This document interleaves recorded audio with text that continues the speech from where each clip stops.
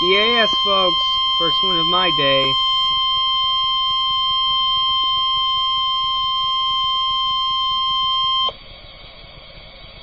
The National Weather Service in Lubbock has issued a severe thunderstorm warning for southeastern Hale County in northwest Texas, northern Lubbock County in northwest Texas, until 5:30 p.m. Central Daylight Time.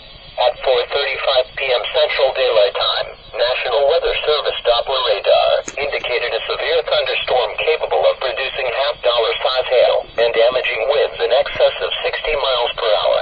This storm was located 7 miles northeast of Shallow Water, or 7 miles south of Abernathy, and moving northeast at 30 miles per hour.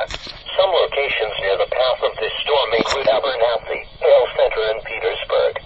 Large hail, damaging winds, and very heavy rains are expected with this storm.